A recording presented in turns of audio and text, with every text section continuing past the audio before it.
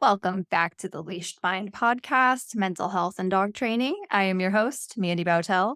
On today's episode, I have a conversation with Ashley Devine from Mannered Misfits. So before I even really dig into the episode too much and get into this intro, I do want to just put a disclaimer out there that in this episode, we do talk a lot about behavioral euthanasia and euthanasia in general. If this is a topic that you're just not ready to listen to right now because of how much we mention this, totally understand. Save this for another time because it is a really good episode.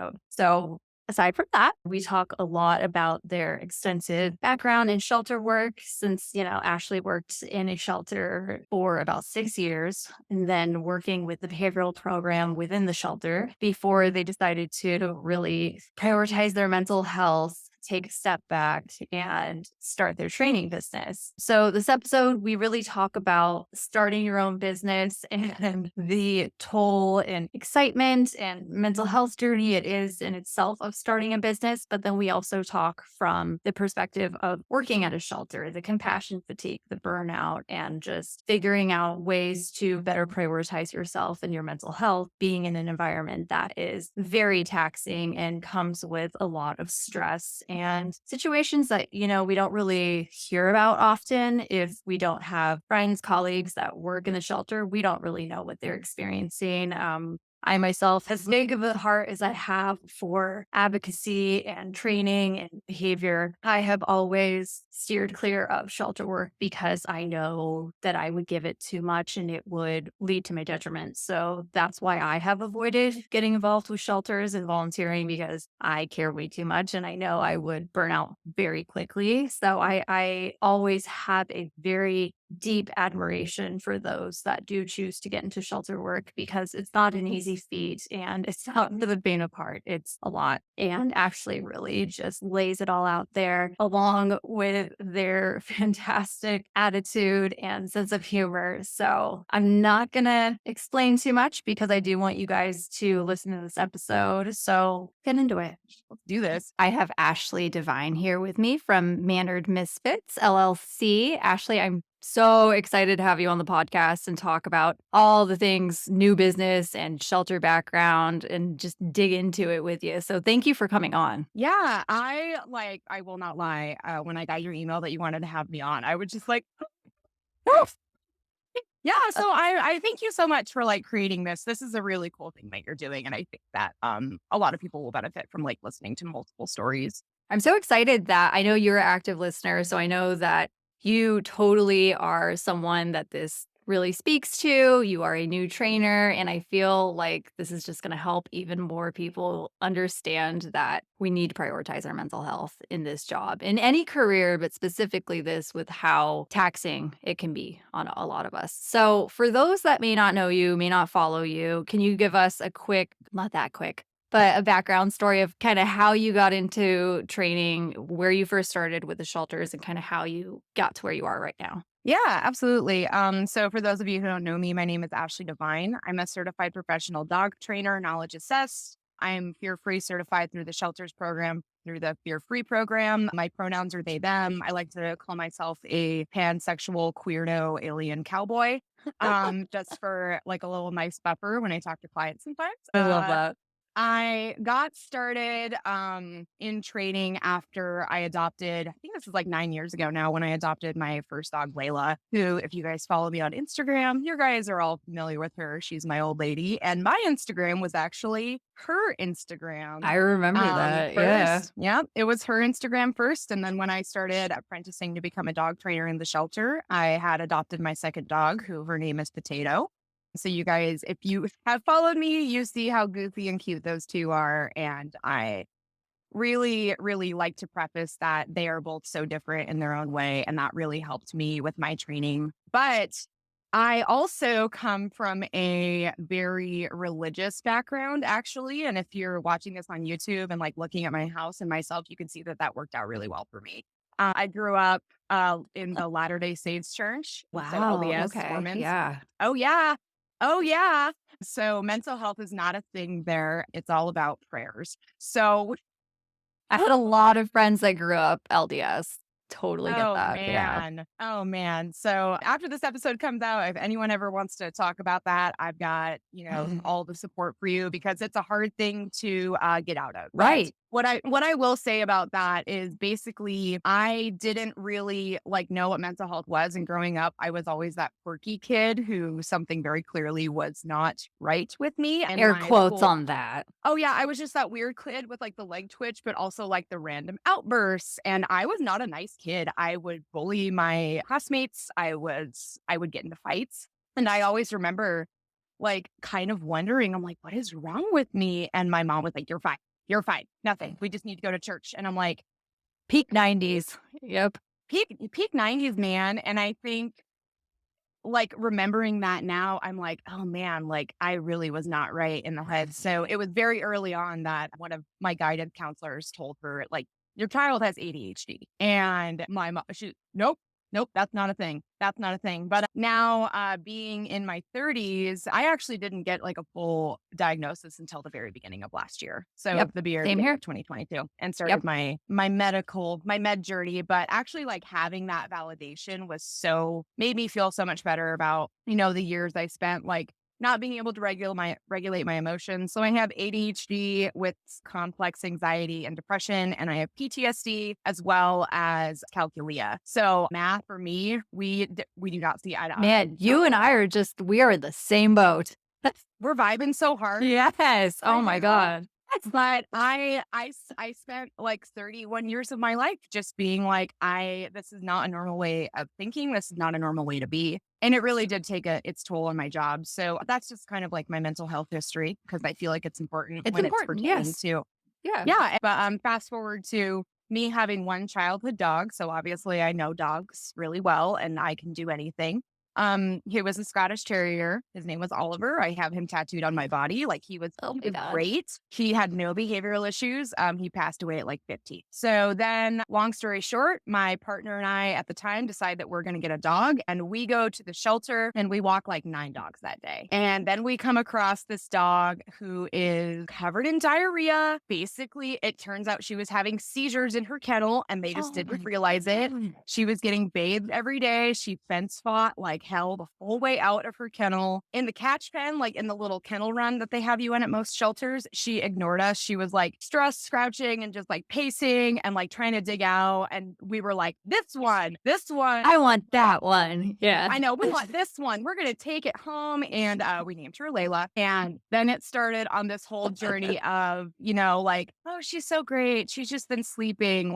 Because in the shelter, no one gets the appropriate amount of sleep. You which can never really read it. Yeah. Oh, 100%. It can absolutely affect the dog's behavior. So what started to happen from there, without getting too much into it. So Layla, if you guys do follow me on my Instagram or really anything, Layla has an aggression history. So she had territorial aggression. She was reactive to people coming into her home. She resource guarded her food and raised spaces from us. So if she was on the bed, she would growl at us if we would come in the room. She resource guarded, we would get a new papasan chair and it was hers. She would jump in it and we would try to sit in it with her and she would be like, "Grr," and we're like, oh, stop it. And, because I'm 24 and I don't know what the hell I'm doing, but I'm Right. trying. And then she was reactive to dogs. She had really inappropriate play skills. She was not house trained. She was aggressive towards children. And we live next to a daycare. So getting her out the door to go on a walk was hell. Because I'm she would just be sure. growling and lunging and barking and I want everyone to know that all trainers do start somewhere. I bought her a choke chain and a flexi leash, an extendable leash. So that was my first piece of equipment I had Layla on. You were And trying. Yeah. You were I just was grasping trying for because I'm anything. I need you to not pull and not react, and this will help. So, and she also broke out of 2 of her just common buckle collars to go after dogs in PetSmart. So we were so in over our heads and we were just, trying the advice of friends and what we thought was right. And she bit me. She bit one of my other friends. She had snapped at multiple people at that point. She had not done any damage on any dogs, but what happened was we were just having great days where none of these things were occurring. And then we were having not awesome days. And we waited about 9 months before we reached out to someone who then became my mentor and supervisor. With that being said, we learned a lot. We learned that she was having seizures. She was not just laying down on the ground and looking all quirky.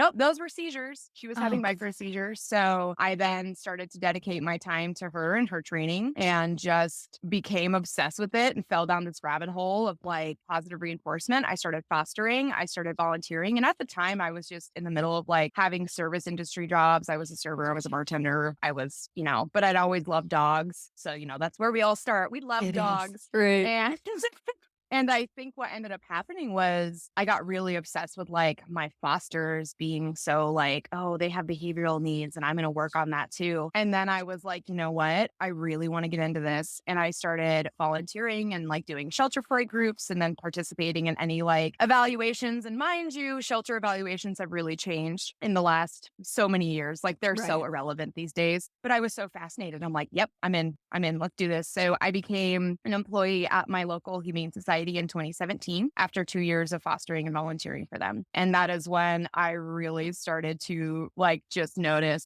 I'm sure the the box just decline. opened up for you. Oh, it really, The it whole really veil did dropped. because I was like, wow, I know nothing. That was basically like how the Very going humbling. went. Yeah. Oh, it's so humbling because it's like, yeah, you want to walk dogs and like teach them how to sit, but like, no, the laundry has to get done. The kennels need to be cleaned. Right. And by the way, you have like 40 pounds of donations to move. So it's so strenuous and it's so difficult. But for me, I was just like, you know what? I really think that like this is the environment for me. And I was there for 6 years and just worked up. I did end up leaving that job at the beginning of this year. So January of 2023, I was out of there. But yeah, so that is how I just kind of worked through. What my end goal always was to become a dog trainer. And then I got the Oh, okay. opportunity to start apprenticing in 2018. I definitely got like way too far deep into behavior modification in a shelter environment. Is that And different? it is 100% different. So, Really? Ooh. behavior modification in a shelter environment, you can start a plan for a dog. So, like, let's say you get a dog who is surrendered for jumping the fence, right? And what you can do is, you can't really work with that dog in that environment because all of our fences are really high, and Right. it's one of those things where it's like, you can't correct this behavior, but you can really hope that the next person who takes this dog on will do that by the behavior waivers that we would send out with the adopters. We would have dogs who would be super comfortable in the shelter environment. And I think the phrase, well, they're really great with me, really stuck with me. I had many difficult dogs who, once they were out of the shelter, they were not the dog I thought they were. And it's because everything's different. And the Yeah. dog is The also environment. the behavior suppression is very real in the shelter world. So trying to even replicate any kind of like real life scenario is difficult. Like for a dog that Right. has stranger danger, it's like, okay, well, I guess we can like work on this in an office setting. But that's not going to translate to a home environment when the dog is super comfortable. Right. Well, and like there's always that rule of what is it like? Is it the rule of three or rule of four? I can't Hmm. remember that they always say that it's like 3 hours, 3 days, 3 weeks, 3 months.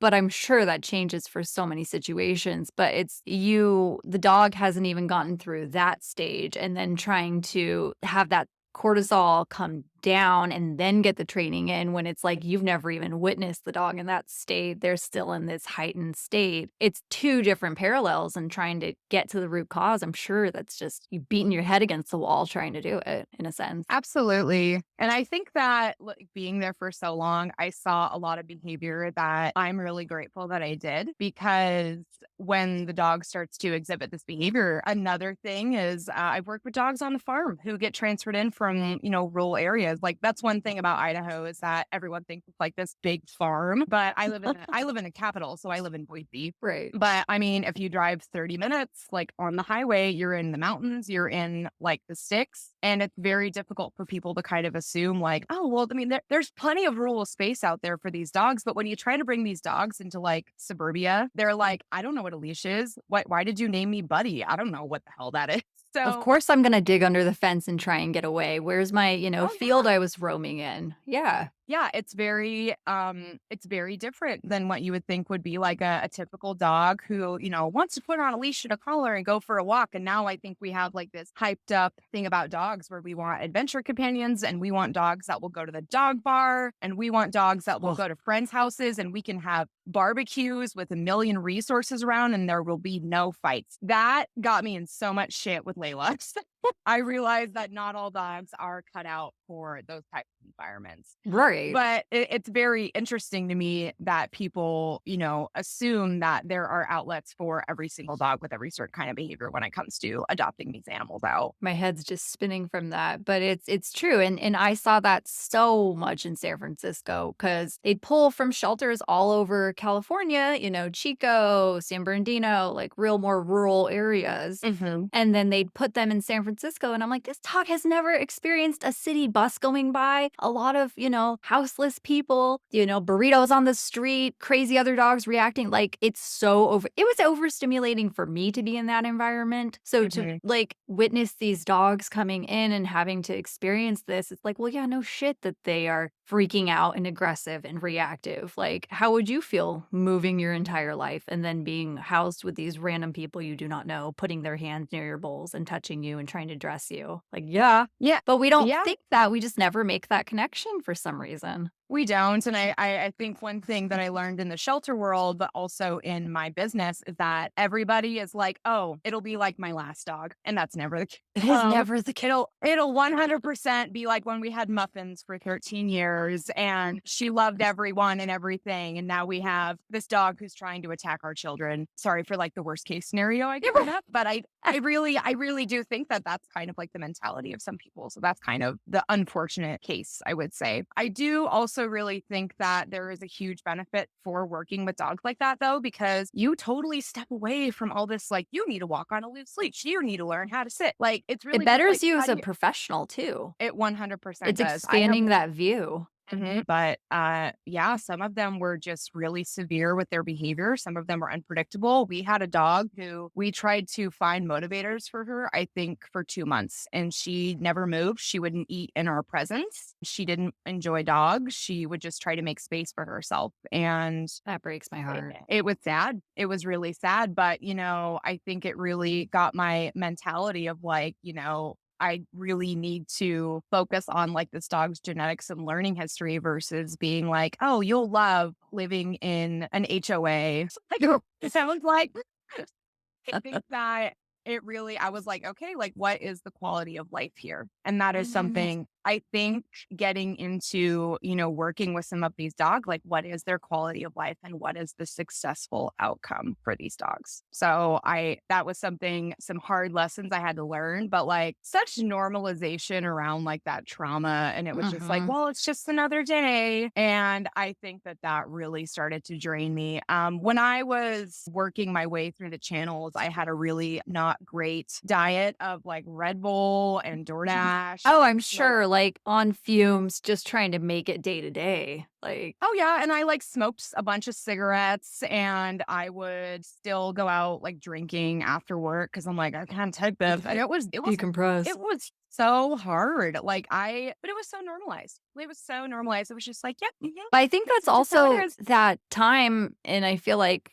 2020 was really, I think that was a line of like, okay, shit needs to change, like all over, everywhere. And I think that was a point for a lot of us where we were just like, okay, how I've been living for how this long is not productive. People have been burying mental health and not prioritizing it for X amount of time. Like, we have this stupid fucking hustle culture of we just gotta put our heads down and we'll move up when that is not the fucking case, like, ever. 100%. And being in the shelter world will really change your view about Yeah. how much like you can really like save them all. And I say that in air quotes because that is something that really like upsets me. I do my damnedest to make sure that every client has a really realistic expectation in my business because of my shelter perspective, which is something I'm really glad I have because there are so many so the last 2 or 3 years I was there, we were doing a process of managed intake. And what that looks like in some shelters is people have to make appointments. It's different for if the animal was posted op from us, XYZ, but they would have to make appointments to surrender their animals and they would be able to provide personality profiles. I was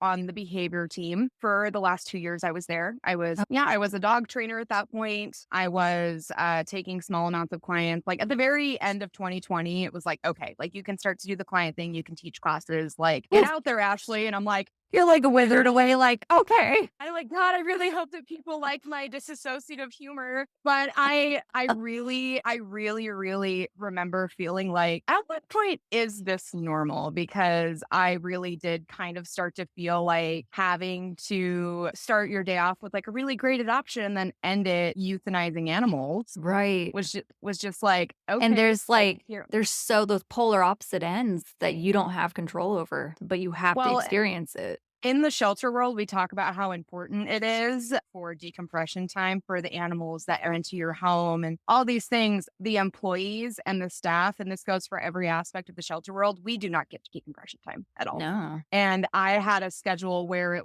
I was working from 7 a.m. to 7:30 p.m. 4 days a week, because I would work my normal job and then I would go and like teach classes after work. And then it was just like hustle, hustle, hustle, let's go. And then like I kept moving up the channels. And what I started to realize over time was just like, maybe with like the whole, I guess, like shelter culture is that it will teach you so much about behavior and about yourself. With the managed intake, what it was is my department's job to call and get more information on the dog. And sometimes it was just asking questions. Sometimes it Right. was just like, oh, he doesn't like, because there's almost only so much information that you can get in wording. Like, Right. It's really and working through all the nuances of everything. right. And also I don't expect normal staff who have regular No behavior knowledge experience. Yeah. to know what kind of questions to ask. And that I think was the draining factor for me because I ended up getting saddled with a lot of those things in the summer of 2021 when I broke my knee. So yeah. And it was like, well, I can't handle dogs. I can't teach classes. I can't do any of these things. I am super depressed, but hey, do you want to work at the front desk and get yelled at and answer phones? And it was so sad. And that's when we started this managed intake process. And I would be talking to people at the front desk and I'm like hobbling over to them on crutches while they're sobbing because their aggressive dog is muzzled in the lobby. And I'm like, yeah, so how long have you had so and so? And it's like, oh, she just like attacked my child. My child's PDR. And it was things like that were just so day to day. And I worked really closely with animal control and having to see some of the things that they had to experience also, but also having to like even see that. So it really got to this point of like normalizing that trauma Oh and God. like, yeah. Ugh. And also like care and like trying to empathize with people and like understand where they're coming from and, And not judge also, them. Yeah. and not totally not judge them and also be like, because like the animal industry is full of so much shit. It's like there's nothing regulated. It like I think it was the episode you did with Melania DeMartini, but she talked about how like the Google search for like separation anxiety was so high, and it's stuff like that where I'm like, yeah, people don't know any better. Like I was doing the same shit with Layla. I'm like, why is my dog aggressive? Like Just Google, trying tell to get me. answers. Yeah. Yeah. So it was trying to come from an empathetic place and then just taking all of that shit home with me every day. And it was really hard. But it was so like, well, here we are again today at work. Like, and you never know what that day is going to bring you. You can think it's Right. going to It's be so unpredictable. yeah, in my last year of being able to be a functional human being and like work with dogs and do all these things, my clients and like my classes were my way of escaping because that was when I got to see dogs out of the shelter. But I do really miss some of like the aspects of sheltering. I do. I think that, prepping enrichment like for 2 hours and like getting all dirty was something that I really miss doing. And like I still do it for my dogs, but I'm like, oh, It's not the same. I'm like, there's only 6 Mickey mats here. Like there should be 45 Kongs. Like just and like putting on a podcast or like some music and just like zoning out. And, like, Right. prepping that to make sure that like those shelter dogs get their needs met. But I think it was when I started to, like get farther into, like the aspects of handling and how to keep yourself safe is when I was like, this shit's real. And some of it is kind of like, some of it's a little traumatic. And there are still some times where I feel it kind of in my body. I think that some of the handling I've had to do is, I think like when like the force free stuff started to kind of happen, I was like, am I force free? Because there have been some times where Oh, I'm like, dude. Yes. Yeah. it's a matter of my own safety. That's I think important that you there were say that because I think a lot of times with shelters specifically, you guys need to just keep your safety in mind behind, and sometimes you have to act quick, and maybe it's not very force-free seeming, and then you question, like, "Am I force-free? Do I know what I'm doing? Am I a piece of shit?" Like, and that's so not what it's even about in that moment. Yeah, yeah, and I think for me, but at least like the last year or so, was probably the first year I didn't have to use a control stick, which I was kind of proud of. In being experienced in my own handling, I mean, I had to use a slip lead, which is like the medium salsa in the in like That's a good way to put we it. could use we could use the control stick, or like which is the hot salsa, or we can like use Like the slip lead, which is lesser the of medium 2 salsa. evils. Because Yeah. yeah, my slip lead was my daily tool. It's like we can't collar every single dog that comes into the shelter. It's not a tool that I use now or recommend for my clients, but it's the most Lima way to get a dog out of their kennel that's terrified. Right, and it's not like you're using it for changing a behavior, it's to escort them out of a situation. It's not like, "Oh, I'm gonna choke you up until you listen to me." Totally, and that's the Totally thing with different. that, it's completely different context. Yeah, and I had to get really savvy with like some of those like defensive aspects in the shelter where you have to literally hold the dog away from you because they're literally climbing up the leash, Right, they're snapping in your face. And yeah, it's choking the dog, but it's also I it's enjoy having a safety. face. Yeah, Yeah. and all And your fingers. and then I would just go home and kind of like sit and just like stare. And how do you And not, maybe, like right, like, how do you take yeah. that out of you and process that? I'm sure you didn't, and it just soaked in and you absorbed it all like a sponge. With all of that, and, let's call it what it is, it's trauma, and I'm sure Mhm. you have PTSD from it, because how could you not? That is a very traumatic situation to be in for that long, but Right. with all of that and deciding like, "You know what? I wanna keep doing this, but I wanna do the behavior stuff, and let's actually go start a Yeah. business." I'm curious when you just were like, "All right, I wanna leave the shelter stuff behind and really move on to another way I can help animals in a way that isn't going to add to my detriment." When did you kind of have that moment where you're like, "All right, this needs to happen for me?" So it was shortly after, and if you have been following me on social media, you know that there was like a good 7 months of my life that were just like, it was kind of like that never ending car crash or just that never ending like season of a show where you're like, why isn't this ending? This is terrible. I broke my knee. I had to have knee surgery. I full transparency, because of all my injury stuff, I still tried to take my certified professional dog trainer exam and I didn't pass the first time. Oh my god. And I also, mind you, I have ADHD and I'm like, I could study for this. And I went in there on Sometimes crutches that with works my for us. sometimes it does, and I felt like, wow, I like this fucking sucks. But after my knee surgery, I was like, okay, new year, new me. And then a few months into that, I got hit by a gravel truck, like a Mack truck, and it totaled my car. Yeah, I had like internal bruising. Potato was in the car with me, unfortunately, so that was a whole other thing. Oh my Um, god. and then a month later, I found out I had to move. So That's how it happens, though. It always happens, like, a certain amount, they just stack up, and you're like, "I get nothing else now after this." I know. After my move, I was looking around and I'm like, I swear to God, You like, I don't, just don't. I'm let like, me I did the breathe. thing. I'm like, I went and got on the meds. Like, I'm taking better care of myself. I'm eating my vegetables and drinking the water. Like, please leave me alone, life, for like 2 seconds. But I was really like, I was not in a good place. And I think after Could you some be? Like yeah, some relationship issues that started happening with me and some of like my coworkers and just the overall internal dynamic of like the people aspect of the shelter. Because I think that's one thing that people are like, oh, we want to work with dogs because we don't like people. No, in the shelter world, you will deal with many different personalities and some of them have been there longer than you and it shows. mhm. So I think when I was like last year, I'm like, you know what? I'm going to take that test again and I'm going to pass it and I'm going to do it for me. So I got that done. I passed that exam and I'm like, all right, time to start on a plan. And it took me so long to say, I am going to leave my job at the shelter out loud. I don't think I said it until like October of last year. And the first person I said it to was my therapist. And like nobody knew. Like, no, Why everybody was was just that? like, is it like you didn't want to give it that power yet? Yes. And I was also fucking terrified That's because a I big had been move. doing a lot. Scary.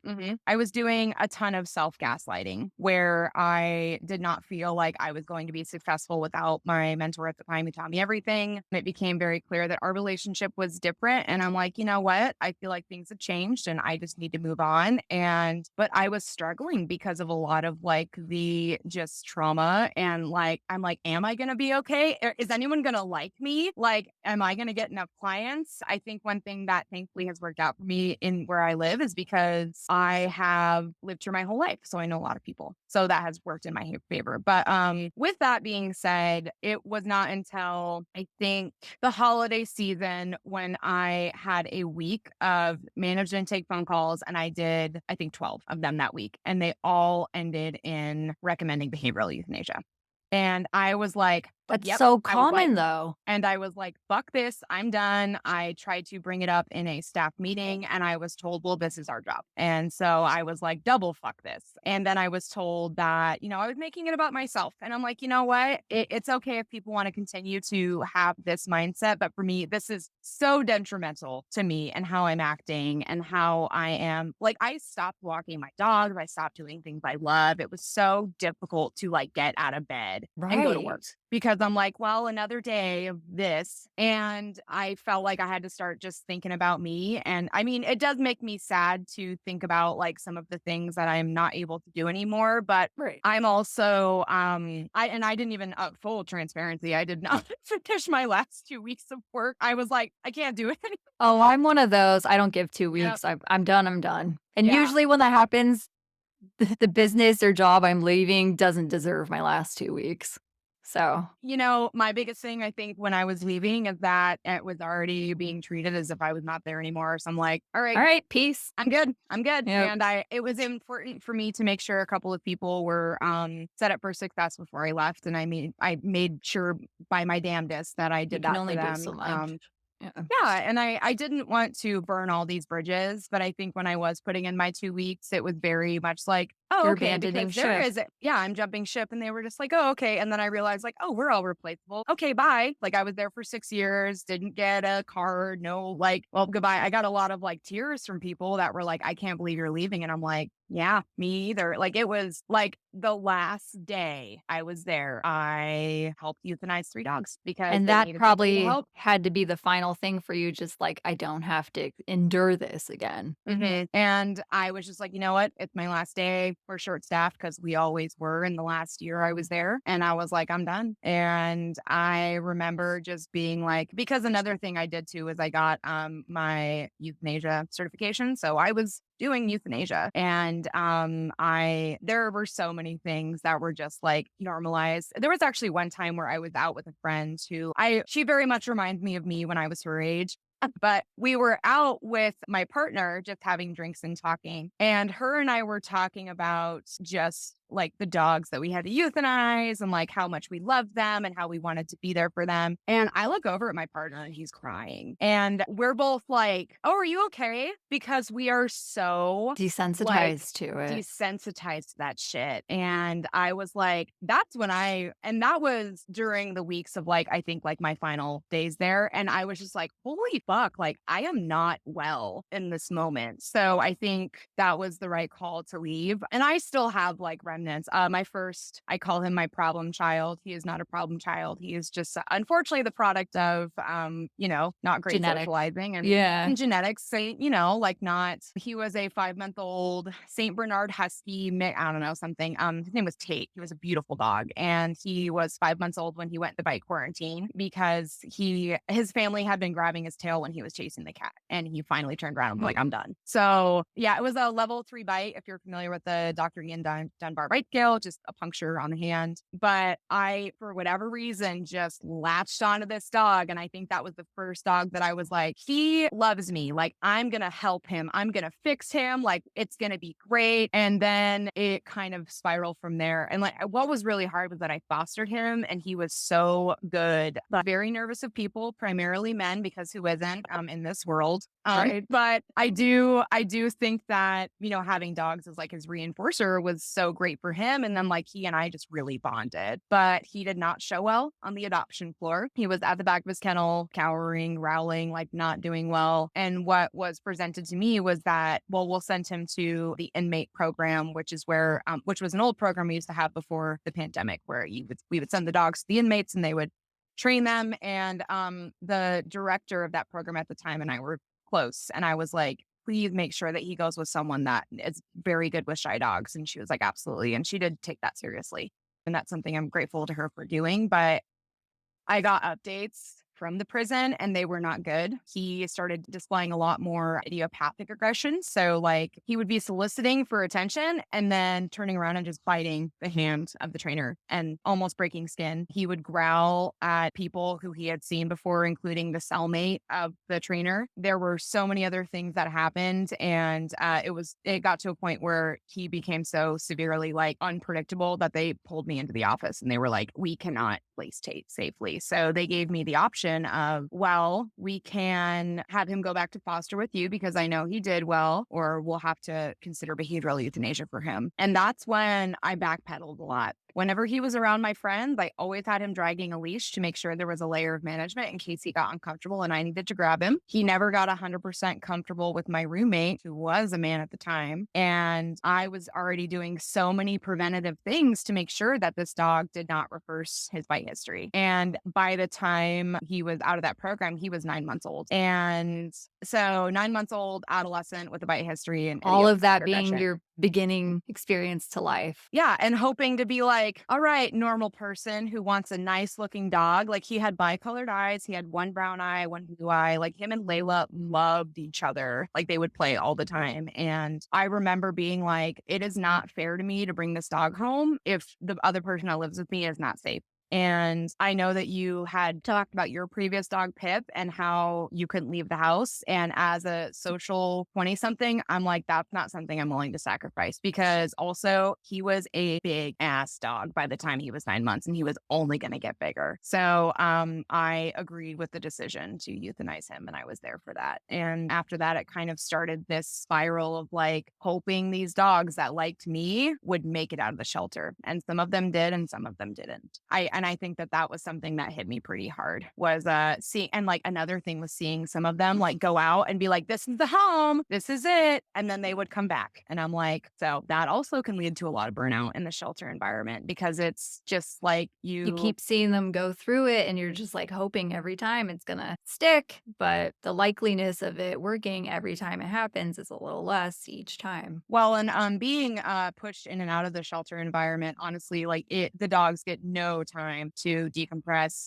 Their Oh. behavior withers so much. On my local Humane Society website right now, because I got the bug, I looked and I was just like, I'm just going to see who's on there. There is a dog on there right now who has been in and out of the shelter 10 times since I was employed there. Yeah. And I'm just staring and I'm like, are you kidding me? But then I'm also like, you know what? This is why I don't need to look at these things because It's I good got curious. confirmation. Yeah. Yes. And Like, but those are boundaries you have to set up for yourself when you do these things. It's really, it's a struggle. It's really like, when a dog gets adopted and you like, for me, I was like, here's my business card. Here's my extension. You call me if you have any issues. And sometimes I'd be like, you know what? No news is good news. yeah, And I would just, yep. And I would just just let let that it dog go. go out. And the staff, when I became a little bit more like seniorized, I guess is the word for it, excuse me, my staff would be like, I wonder how like so-and-so's doing. And I'm like, I'm sure they're great. I'm sure that they're If wonderful. we haven't heard anything, yeah. Yeah. And then I would try to give them a little bit of like positive reinforcement if I did get a client who had adopted a shelter dog and they signed them up for a class or they were a private client of mine.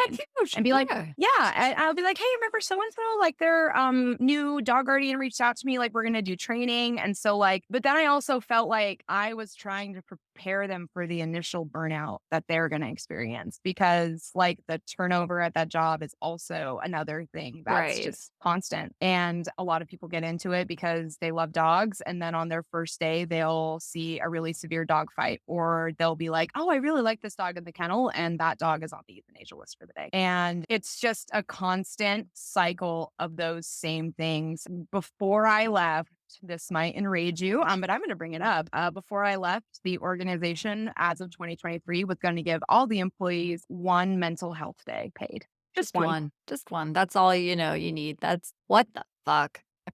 What the fuck? Well, all right. Yeah. That's On that note, let's talk yeah, about your mental health with your business and how you weren't able totally. to prioritize that. Because I'm curious, just after experiencing all of this and the toll on your mental health, when you went into setting up your business, Mhm. were you just very firm of like, all right, we got to set this up in a way where this really aids my mental health because you already know where it could go if you didn't do that. So, was there a point where you were just like, I need to have these boundaries like from the get go? Like when you were approaching starting your business, were you already kind of thinking of ways to set that up for yourself? Yes and no. So I'm also glad that I've been listening to this podcast because guess what I did? I deleted my work email off my phone. Hey. Because I thought when I initially was at the shelter, I ran our whole training program, all of the correspondence. I was in charge of like so many, and that's another thing too about like being in the shelter. You wear so many different hats. It's just like, oh, you can help with this too, right? And I'm like,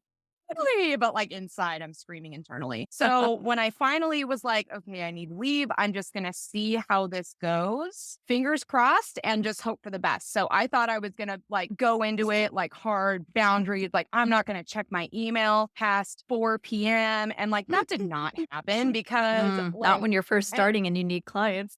and another thing too is that I was planning on taking a long break. I was not going to start my business as soon as I did because I had let some of my clients know just in that I didn't send out like a big email and like go rogue and be like, I'm out of here. Like I'm jumping ship. Follow Like me. become a mannered misfit with me. And so I had seen some clients like just in passing. I run into a few of them at the store and they're like, oh my God, I've been trying to find you since you left because I want to work with you. And I'm like, that makes me happy. But That's awesome. I was trying to like take some time to just like be air quotes, Transitional. yeah, like fun employed and like go to the skate park during the day and like, like sleep in until noon, which does not happen, but stay in bed until noon and like Fill read a your book. cup back up. Yeah. Yeah, because my cup was like empty and spilled out on the floor and the cup was cracked. Like cracked And and had a like, leak I'm and like, was draining. Yeah. I'm trying to like glue this cup back together. Like, oh my God, I am so effed up from this job I had. And then I started getting these really reaffirming texts. And I think one big thing I'm really grateful for about this platform is how fucking supportive everybody was because I felt so alone. Like I got reached out to by like people that I've idolized forever about, like doing my business and like being so supportive. Like Juliana DeWilliams of JW reached out Oh, to I me love and her. was just Yeah. like, yeah, and Karishma Ward, they're fucking wonderful, Loves. Tom Canine. Yes. So all these people that I'm like idolizing and I'm just like, okay, But they you see guys, what you're doing. Yeah. And they yeah. know they've been there. And one person I really spoke with, that like it meant the world to me was Emily from Wild at Heart Dogs in Canada. And she told me about her experience of being a behavior department manager in a shelter for 9 years. And that's when I was like, oh my God, thank you. Like, thank you for that. I needed to hear that because once you're out of the shelter, you think that like you're gonna go into life like hardcore, like no more Full looking at steam stuff. ahead. Yeah, Yeah. full steam ahead. Like I am prioritizing me, damn it. And then it was all of a sudden I was getting these really reaffirming texts of like, congratulations on starting your business. And then it was like, but can we get in with you now? Because we would love to. And I'm like, you know what? Sure. And my sweet friend was just like, do you have a logo? I'm like, dude, I don't have anything. I don't even have like, I had a business name. That was it. And I was just like, fingers crossed. And I had no content. I had like some Instagram content. I had to delete a lot of stuff from the shelter because I didn't want to use anything where I was wearing a staff shirt. And Understandable. Yeah. yeah, just for, my own, like, I don't want to burn that You want to break bridge. away from it too and start off clean on your own. Exactly. So I very much was just like, okay, I can do this. So my friend was like, boom, here's your logo. And it was like made on Canva in 5 minutes. And I'm like, awesome. Thank you. And then I'm like, how do I schedule people? And someone's like, get Calendly. I'm like, perfect. So I'm literally just flying by the seat of my pants. And then that's when the ADHD sets in. And I'm just like, oh God. And I'm like, okay, I have to make all these videos and I have to film. And I would be sitting here and I would start crying because I'm like, Oh, I hi. can't. Yeah. Yeah. What's up? Hey, hello. Have your How's that? Yeah. staring at your like Excel spreadsheet that you can't make because you're so overwhelmed. And oh my God, it was Oh, I so know hard. that feeling. Yes. But I started to feel so much pressure. I'm like, the people need me. But then I was like, they're fine. Like, they need Like, you, but, like, they don't want you to, throw yourself over the bridge trying to figure it out. Like, they need you, yes, but, like, get your things in order, and then they will be ready when you are ready. And I think it's hard to yes. think in that moment because you just get so excited and you wanna help them and get going but you're like, "Oh, wait, I'm still burnt out." Yes. So that was something I had to start learning really quickly. One thing was that my email notifications were always on. Yeah. And I was doing that. I was like, oh, there's totally stuff I could do today. Like I need to like make my content. Okay. And like, I'll sit down and do that. But then I would end up being like, how to You'd rip out overthink it. Yeah. my own baseboard heaters. Like, wait, why am I looking at that? No, back to the content. Okay. And just Oh like my god, really like yes. beating myself up because there was full disclosure. There was a day where I'm like, fuck this. And I like ripped out my baseboard heaters because I'm like, I can't take this. Oh, hey, Um, yeah, I feel that. I'm in a fixer-upper. yeah. But now here we are. I'm 4 months in. So I would say that Mannered Misfits, the birthday for it is in January. So Oh my I'm god. still very much like as you said earlier, my business is in utero. I know that Spark Bitch had said, like, we're still a baby. We're 4 years old. I'm like, I'm 4 months old. And I'm just like, I don't even like know how to like move my fingers yet. But I think what really helped me and my mental health was knowing when I am leading myself into burnout and knowing when shit is like when I'm like kicking my ass about getting out of bed at 7 a.m. to work out. Like, why? Why do I need to do that at 7 a.m.? What is so important? I set my own schedule now. Like, Yes, it's I hard make though to break out of yeah. that. Yeah. And like, really beating myself up about like, oh my God, I didn't get any of my videos edited today because I took the dogs on a walk. Like, how You fucking dare horrible I? person. Yeah. Yeah. So I was doing a lot of self-sabotaging at first. And now I'm like, you know what? That person who just DM'd me on Instagram about trading, They they can can wait. wait until tomorrow. Same with my friends who text me occasionally. And like, this is 100% like not a dig at them because I do have friends that are clients, which makes me feel really good that they trust me enough to like, prioritize their dogs, like behavior modification journey. Right. One thing I thought was really cool is that they're like, yeah, no, I just wanted to share this with you. I don't expect you to respond to me right away. And I'm you. So I think that stuff like that is positive reinforcement for me without burning myself out. So now that we're a few months in, because after I like got my business insurance and got my LLC, it was like, let's go. Like Yeah. get content. Like I am here and I was getting like floods of people who were like, oh hey. And then I had clients that I had at the shelter Google searching me and like stuff like that because they were like, oh my God, Oh, Ashley is exciting. yeah, like Ashley's off the website. Like, where did they go? And then they were trying to find me. And like that meant the world to That me. has to feel so good knowing that, like, they needed you, that you provided so much value Mhm. to their lives that they're like, "We gotta find them." And also, I think being able to offer the shelter perspective to some clients and Right. like offer that realism to them when they are, which is why all my consultations are virtual. Like, I need to have a conversation with you and get to like the nitty gritty of what is going on and like what is going to be best for you. And because I think this has only happened one time, but about 15 minutes into that conversation, I started talking about how the prognosis of this dog is poor, just based on like some of the aggression history. And I think that was something I wouldn't have had I not had so many conversations about behavioral euthanasia. And whereas it led me to such burnout, I was so grateful that I was able to give these people some peace of mind and some grace and some empathy from someone who has been there. And so that meant the absolute world to me that I was able to do that for them because, it was intra-household dog aggression. It was complex medical issues. It was occasional idiopathic aggression. And I was like, this is just not safe. So I think that giving them that like, empathy and like keeping that conversation open of like this from a trainer perspective, the realism, it's pretty poor. Like it would have been, double baby gates anchored into every doorway. It would have been, and the dog also had containment anxiety because he couldn't crater. So there goes one layer of management. I can't use, and complete separation from the other dogs, and also dragging a leash in the house in case she decided to start snapping. And it was just so many things where I'm like, if I did not have that experience that I did in my You career wouldn't at the know how to shelter, tackle that. I wouldn't. And I was really grateful I had that. So when I started my business, I definitely did some things for my mental health. One of those things being was I unfollowed my previous organization's social media pages because I just had to. My work email is not on my phone anymore. It just became too much. I now just have my Google Calendar, and just so that's what I can see for the day. And like because I need to pull up people's addresses when I'm out Right, driving you around. have Like to reference it, yeah. yeah, and I try my hardest not to talk about work with, like, my friends. It's Um, hard, it takes a little time. even, like, when my partner and I first started seeing each other, his dog would do some, like, random reactive behaviors, and seeing the way that he handled it, I just had to be like, "Ashley, you're not working right now, just." Yep. And then I waited for him to kind of bridge that gap of like, "So what else could I do here?" And I'm like, "Well, I'm glad you asked." But I'm also just like, I'm just trying to exist as a person because I also like to do things that I break up into my day. Like I will be like, oh, I have a free morning. So one thing I've been doing lately, and I really love it, I don't set an alarm if I don't have anything in the morning. Like if all my stuff is in the afternoon, if I am caught up on clerical to where I don't have to wake up at the crack of dawn, You wake I'm up like, when you wake up, yeah. I wake up when I wake up. And like today I had an alarm. Yesterday I had an alarm. But like Tuesday after I just got back from like a music festival, I'm like, no alarm. My first thing is at noon. I will be awake by then.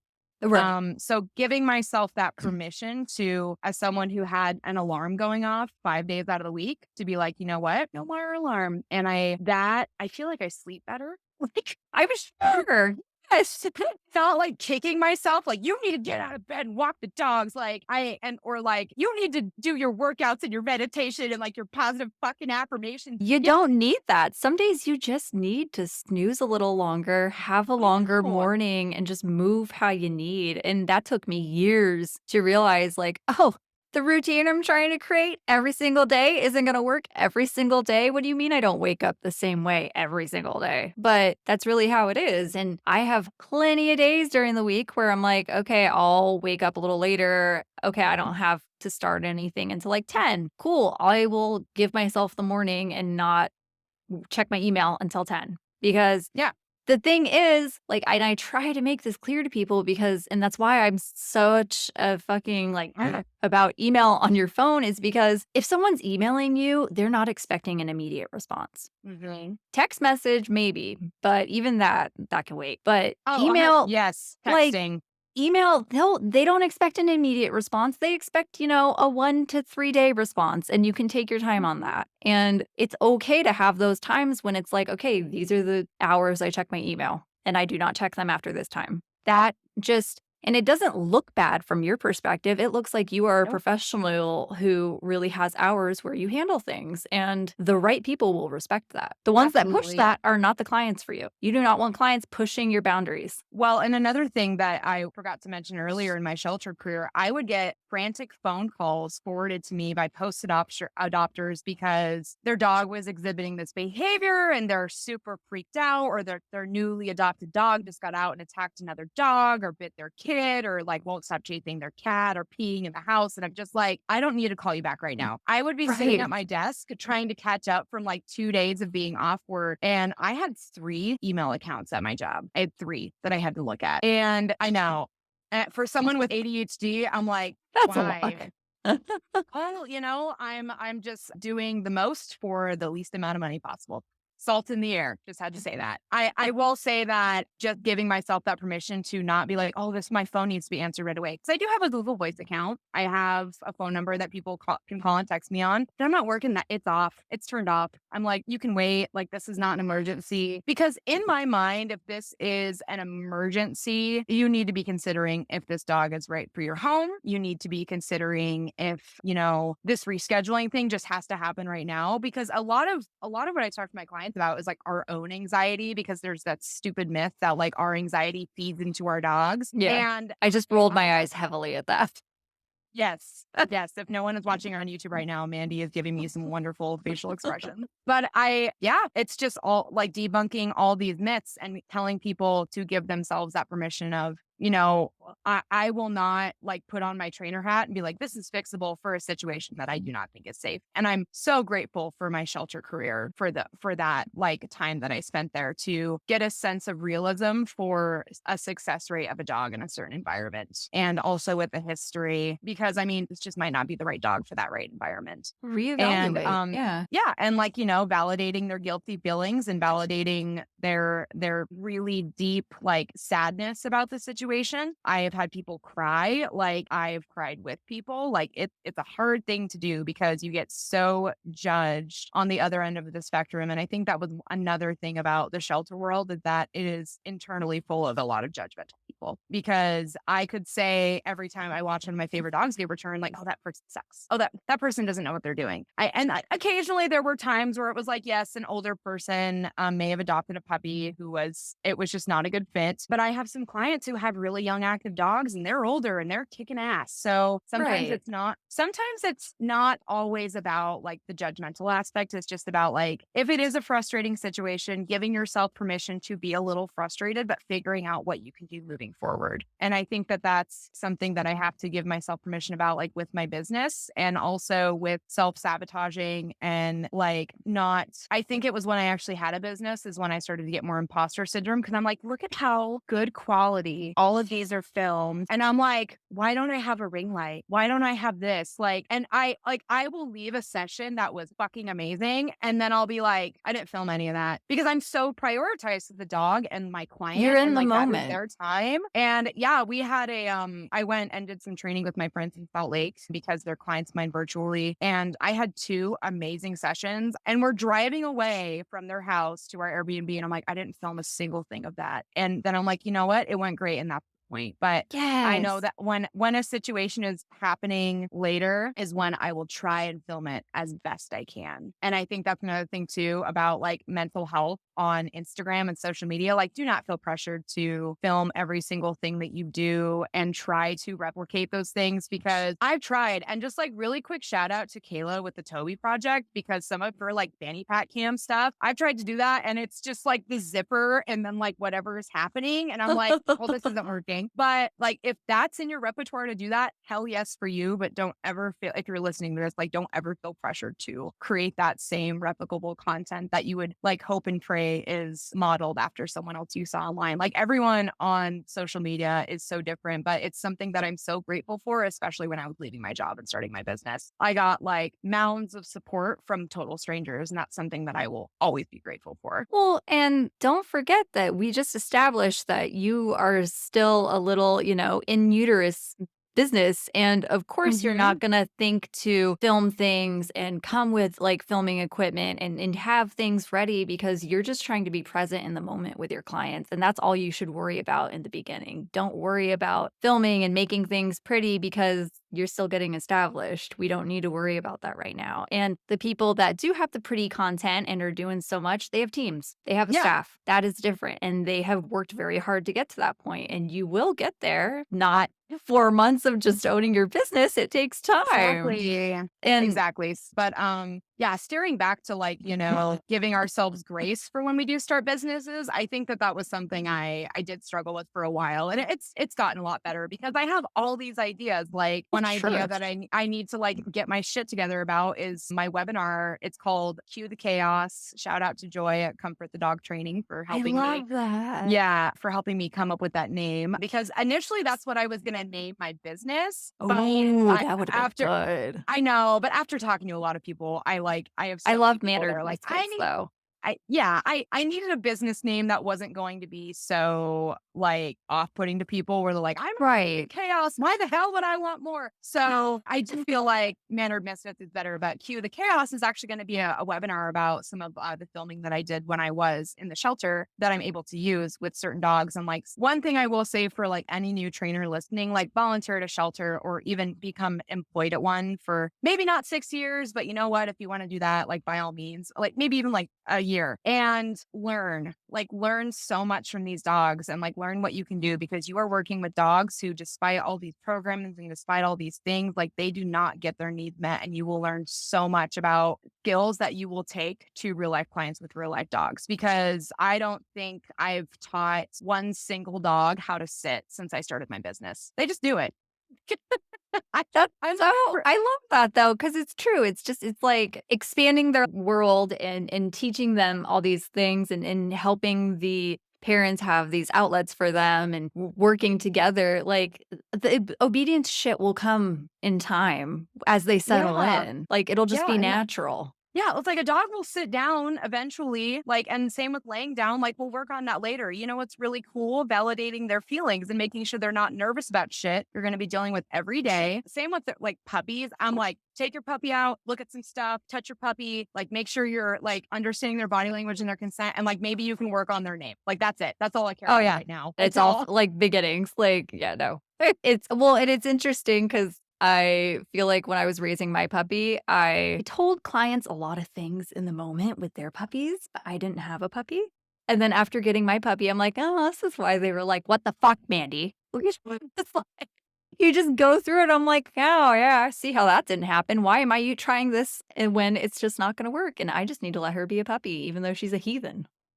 Yeah, I had a client last night who their dog is now entering adolescence, and we were talking about decline in behavior and all these things. And yeah, you scoff because you So know. natural. Yeah. And I was like, you guys, you can just tell me he kind of sucks right now. It's okay to just say that and just get it out and not bottle it up because you want to keep the positive bus going. I think that, just giving people permission to be frustrated if that need comes around. Also, figuring out what you can learn from those moments because I was Yeah. so angry with Layla all the time that our first year together that it's not that I don't get upset with her now occasionally, but I learned so many things from my career and positive reinforcement training that now give me those better permission. And it totally repaired our relationship because I had to recondition her name. If I would say Layla and I could have a piece of chicken, she would look at me first. She'd be like, fuck you. I had to buy a new Interesting. I had to buy a new bed because I sent her to go lay down so many times because I was so pissed at her for growling and snapping at my friends. That has to be a great story to share with clients too, and get them to understand that, it can change, it can It improve. it can totally change, and I always want people to know, it's not just my dogs, it's, so many of my clients' dogs too, where, things Yeah. will get better. I really think that, it's so important to just remember it's okay to be a normal person. We none of us are perfect. Imposter syndrome is gonna get us all, but I think giving ourselves grace. We need to be nice to ourselves. We really do, and I think that removing myself from an environment that led me to a lot of burnout and pretty severe depression did not deter me from not loving the rescue world and not really encouraging people to get involved with your local shelters, especially if you're wanting to become a dog trainer. That's You will amazing. learn so much. And that is something that I stress to people every single day. I think that my biggest permission that I give to myself is not to be angry at the place that really exhausted me because it's not the fault of that It's easy building, to it's do not the fault that. of the dogs. Yeah. Because there were a lot of dogs that I work with there that are no longer with us, but I know I tried my damnedest and I learned a lot from every single dog I worked with and every single person I talked to who was having a really hard time with their dog. Every class I taught, every single thing taught me that everything is so different. And that is something that I'll carry with me throughout. I love that even though you've had that experience and that has been your journey and it's a long one, that hasn't deterred you from still pursuing a career with dogs and still Mhm. advocating for shelters and still having that connection and being able to work with people in shelters. It's just that's huge, and that really shows how much you genuinely care and empathize for that entire the industry and just for, people that are going through that because it's not an easy path to walk. And I know Mhm. that can really wear people down and make people just be like, fuck this, I'm done. I don't want to be around animals again because it can really wear you Mhm. down. And I think it's so important that you still want to have a career in this and you're still fired up about it. I can see that. I see everything you're posting. Just because I don't comment or respond to things because I barely have the spoons doesn't mean I don't see it and acknowledge like Mhm. you're still fired up. And I can tell that you really enjoy what you do. But being a new business owner is overwhelming in its own. Oh, it And totally is. I was like, I am gonna not let myself get burnt out. Oh my God, why am I letting like my like Google Voice account go off all day? Like, what the hell is wrong with me? So finally, and honestly, some of the things you've said in this podcast have been so helpful. One thing about the hustle culture of a shelter world is that a break is totally not normalized. It's like, oh, but we can like eat our lunch and then we can answer emails and put notes in about our evaluations. And like, fuck that. I cannot tell you how much joy I get now eating a nice lunch and like watching TV right. and like not and like looking at roller skates because I really want a new pair of roller skates. But like I just doing something else that isn't work. I'm like, I am allowed to give myself a fucking break. Like, and Finding more joy in things you enjoy. yeah, because all of that was gone when I was in my job. And I really think that leaving that job, it's like my doctor and my therapist were like, you seem better. And I'm like, Right. yes. That's how And it is, though. it is something that I encourage a lot of like new trainers to just try out. Like even if it's just volunteering, like getting in with the behavior department in your shelter, just go walk some dogs, man. Like that's what they need. Like they need to be walked, they need to be fostered, they need just general like sniffy stuff. Like the obedience stuff will come later when someone's repeating to them to sit down 15 times. Like they don't owe you anything. Like they just want to go pee on stuff and like eat some enrichment. So I think, yeah. And like honestly, yeah, their lives need to be so much more enriched. So that is something I 100% encourage doing. My friend actually became the director of a shelter in my area, and she also has a bajillion years of shelter experience. But it was so great being able to connect with her after I was leaving my job and then she was starting her director position. She told me something that will kind of stick with me forever. And it's people in animal welfare will fail upward because they are not given the correct tools and resources and mental health things that they need. And it'll just be this never ending lag. And that is something that will sit with me forever. Because Yeah. I've watched that environment do that to people and I still am. And I'm just like, I'm so grateful for my time there. And that is what I encourage people to do in small doses. But I am always available if anyone ever has any questions about volunteering with your local shelter or things to kind of be aware of. Working with dogs who have weird behaviors from shelters, it's kind of like my bread and butter. So that is all stuff that I am like really very thankful that I have in my belt. That's interesting. I bet the further your career expands, you're gonna notice where you're niching down more and specializing more because you have that background, and I'm sure over as time goes on, you're gonna see even more the value in having that background and how much it's gonna elevate your career because you have that experience. As traumatizing as it was living through it, but Yeah. it's really assisting your oh, I can't think of the word. Your repertoire and your toolbox Yes. as a trainer. Yes.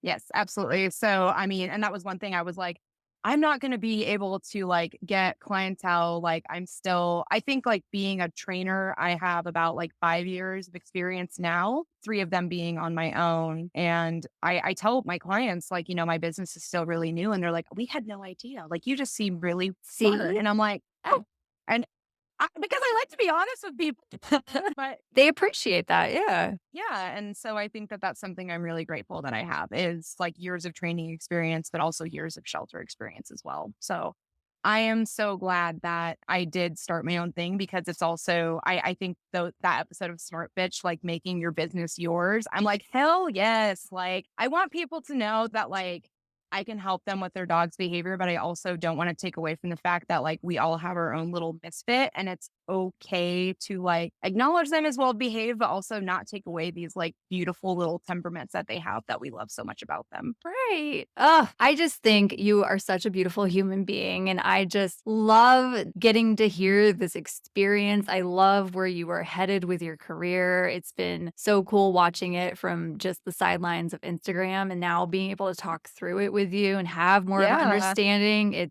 I'm just so excited for you, and I'm just so excited that you came on and that we could talk about this because it's an angle that we don't really talk about much of, Mhm. and we don't really even see this overlap or the need for more mental health prioritization in shelters Mhm. specifically, because that is.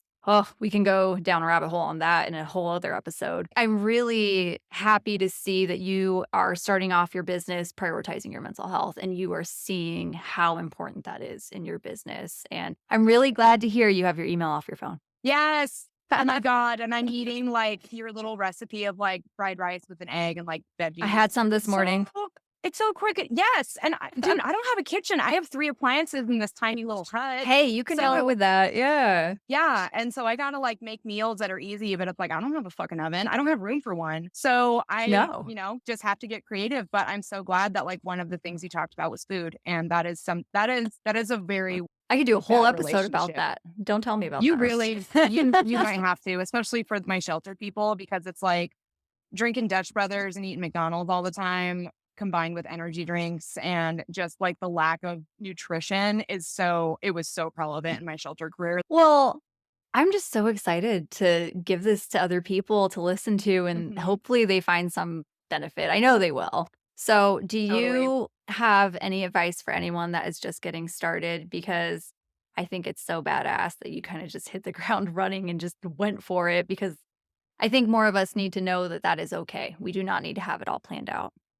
Yes. So something I will say that I started to realize over time when I was leaving my job is that whereas it might seem like the place is going to fall apart without you, it won't. It will still remain standing. What you can do is take away what you've learned and prioritize yourself and your well-being, because this is going to sound kind of shitty, but you don't really owe anyone anything. And I think that you really should just, if you feel like shit at a job like I did for the last year I was there, then you should absolutely start looking at other ways to work out of it. If you're looking into trying to get your own business off the ground, just start talking to your friends, getting on your social media, and just like making connections. I made so many amazing connections on Instagram that I am so grateful for. And I think that really benefited me. But you're allowed to be scared, but you're also allowed to just do it. Just do it. Don't fucking trademark me, Nike, but just do it.